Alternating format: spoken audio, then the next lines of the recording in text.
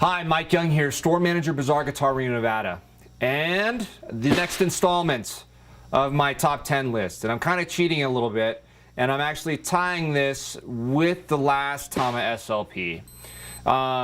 Just because they're both maple drums, and for the money, they are amazing. This is another SLP drum. This is in a midnight maple burl finish. So we're going to adjust the camera angle, or the lighting a little bit, to see if we can pick up a little bit of the finish. So bear with us, it's not just your eyes. Beautiful, it's like the kind of a marbling, sort of swirling effect to the finish. So if y'all can see that, we'll pull back out. There we go, as we're adjusting.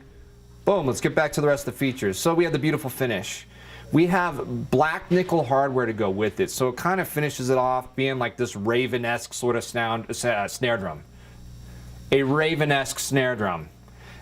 Features the sound arc hoop, which is kind of a lot like a stick saver.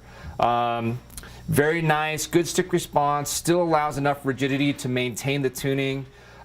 Good crack, but not as heavyweight as a die cast. The same sort of SLP butt end, adjustable with the clicking, sort of knurling to it. It's got nice clicks. You can kind of, if you listen, you can hear the clicks. Very clicky. Spinning it around over here, we have the throw off, same sort of design with the baseball bat to it. You can hear the snare wires jiggling around a little bit. Clickiness over here as well, kind of locking in your settings. Very smooth, super functional. You know, very elegant as far as the way it looks, especially in the black nickel. Flipping it over, features a 9-ply maple shell. So you still have it thick enough to give you enough cut, but thin enough that it still retains its body and gives you, instead of like that head crack that you hear with the piccolo, it's much more in the chest.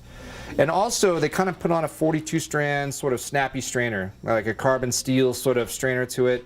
So you're not going to lose any bit of sensitivity, especially when you bring this guy up to a high, to like, you know, an extremely high tension. Really put some pain on it. You'll still have all that sensitivity coming from those snare wires. And again, this comes in at about 330, under a 3.5.